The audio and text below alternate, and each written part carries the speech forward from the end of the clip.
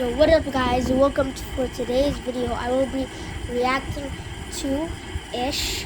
This is the first video that I have been reacting to someone, and Ish is the one because Ish has a pretty good channel, and I've been told that his editing is fire, his voice is pretty good, so let's get into it. Make sure y'all grab some popcorn. It's 33 minutes, but if it's not that long to you, it's fine. Let's get into it. Alright, I think everyone's in. So what are you in for? Jaywalking. Alright. The video is okay, come on. In the biggest social experiment yet, I put 1,000 Minecraft players in a massive prison. 100 of those players will be selected to be guards. They'll be led by one warden who must maintain order. Will the prisoners be obedient, or will they riot and try to escape? Just like in real life, if a player dies, they are dead forever. What ended up happening was crazy. I present to you the prison experiment. Yo, we haven't gotten to the video. This is just the intro. And the editing so far is beyond mine, bro. The editing is just too good, bro. Day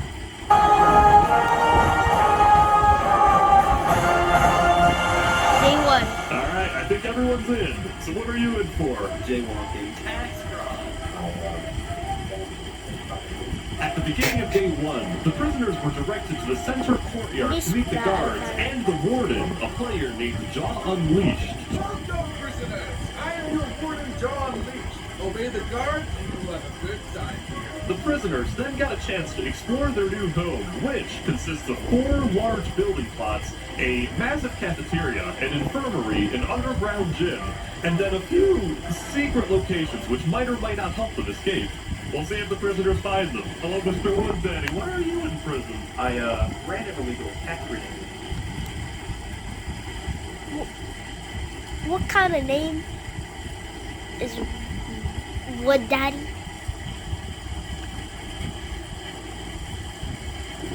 If he was in my room right now, the one question I would ask him is, why Wood Daddy?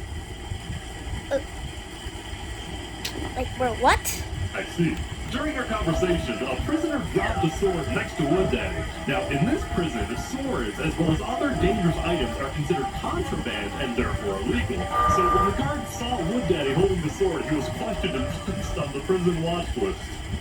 At the very center of the prison is the Warden's Tower, which houses the guards' quarters, the solitary confinement cells, and, at the very top, the Warden's office. Hello, Warden John. What's your plan to run the prison?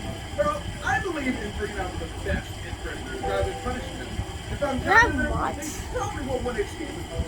Or, kill me. Coming into the experiments, John Leash's approach was to be the good warden, promoting rehabilitation over punishments. As such, he instructed his guards to be as lenient as possible. This policy, however, did not stop the mass amounts of attacks and, in some cases, murders that occurred on day one. It goes without saying that the guards had plenty to do. We caught services with contraband, but we confiscated it, and then this Matty Nuff guy just attacked us. There were several more isolated attacks throughout the day, most of them prisoner on prisoner, but what was super abundant was the massive amounts of contraband trading, like this player who was selling illegal weapons in the bathroom. I've sold 10 wooden swords in 6 months. I'm currently my manager. How do you get wooden swords? You're in prison. And they're like, oh yeah, there's wood outside. But what would the guards like let you collect the wood?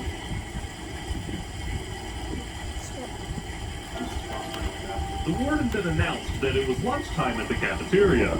At first, things were rather orderly, with people making a line to receive their food.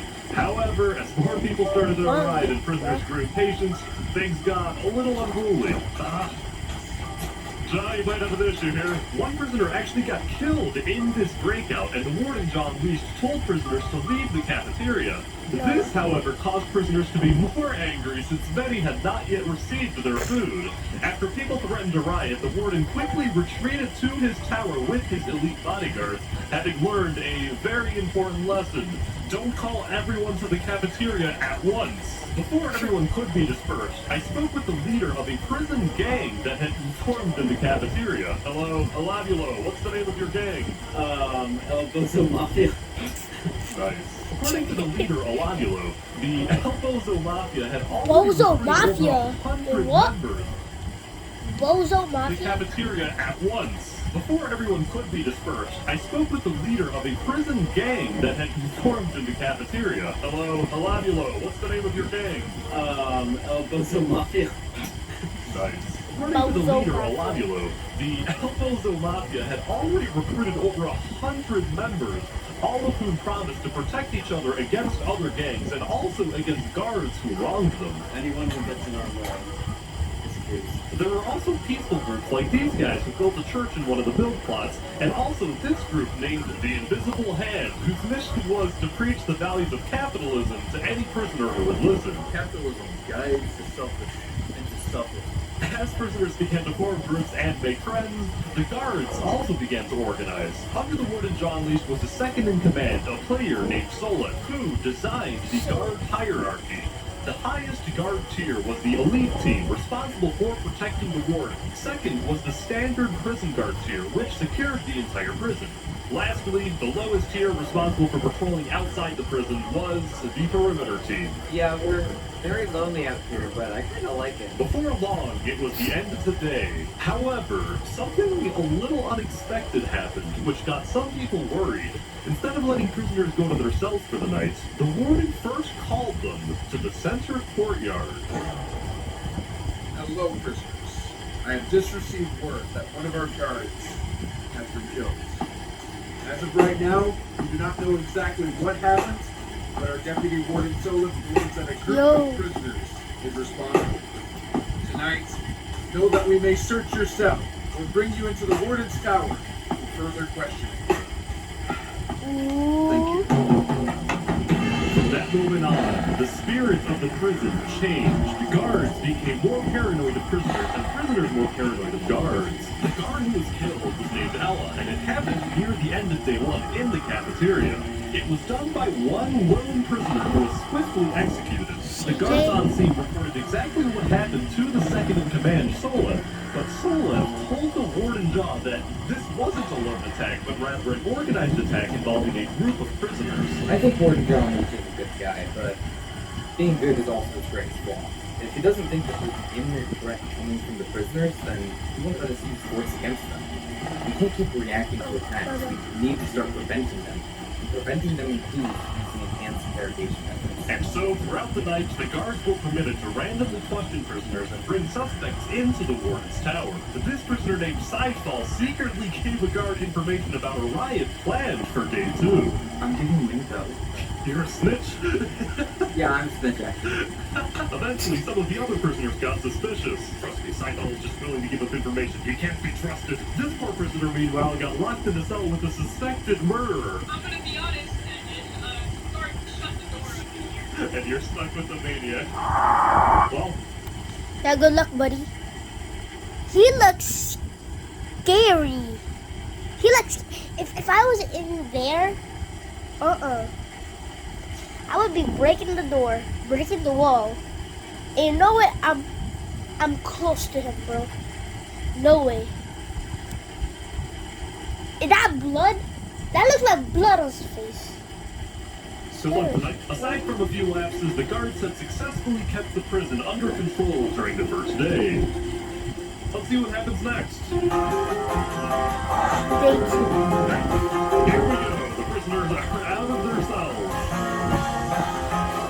Good morning, nurses. I hear there's a lot of people coming here. There's a lot of people wanting cookies from me, and I'm going to be handing out cookies. The prisoners apparently slept very well because they were weirdly hyper at the beginning of day 2. Some of them started scorching the prison receptionist. Working at the front desk quickly became known as the worst job.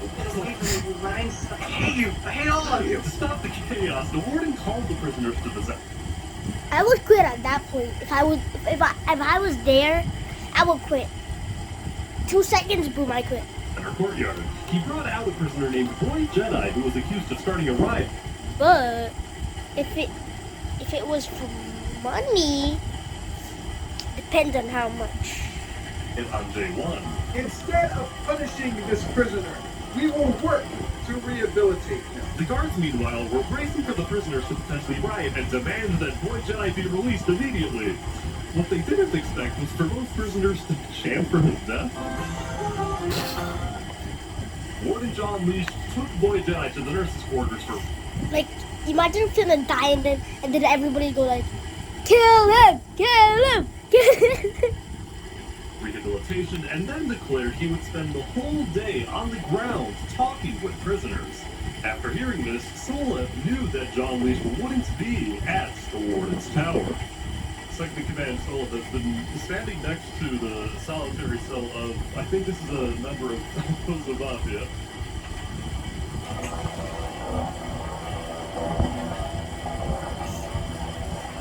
Apparently take it. Did you think you were solitary?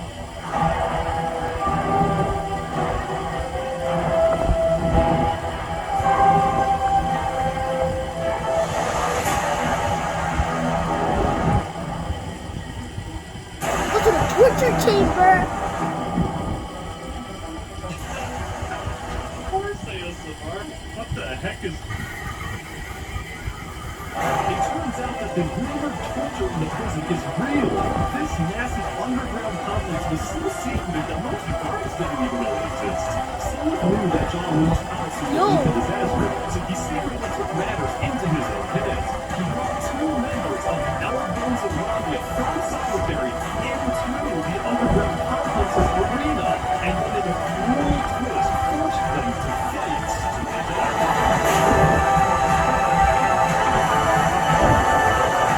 Sticks. Put on, guys, a pickaxe.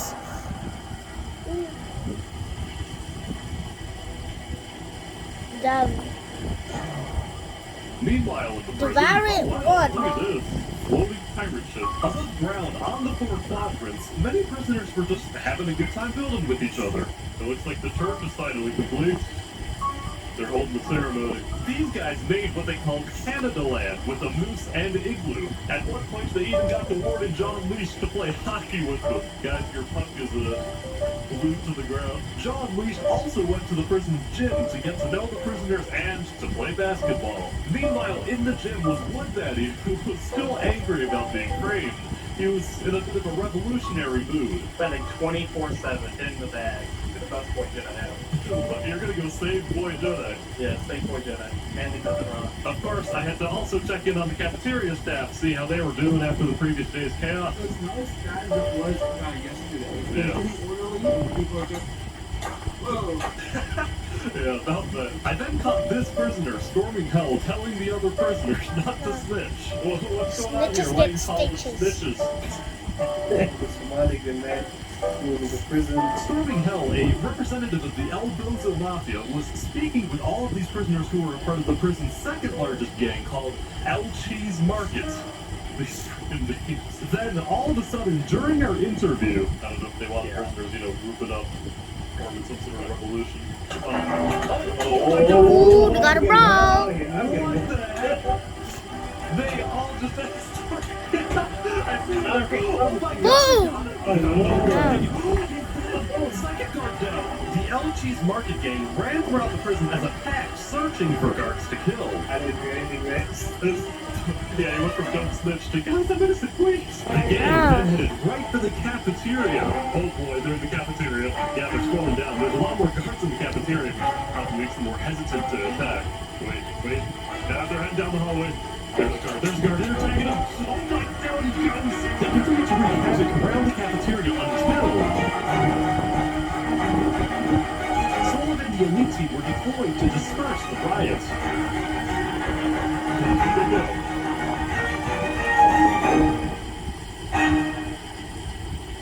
The violence perpetrators were killed and the riot was dispersed, but not before taking the lives of... Yo, my bad, guys. So I gotta pause the video because Maybe because I have to do something later, I can't do the full video. I'll react to the full video tomorrow. So with saying that, peace out.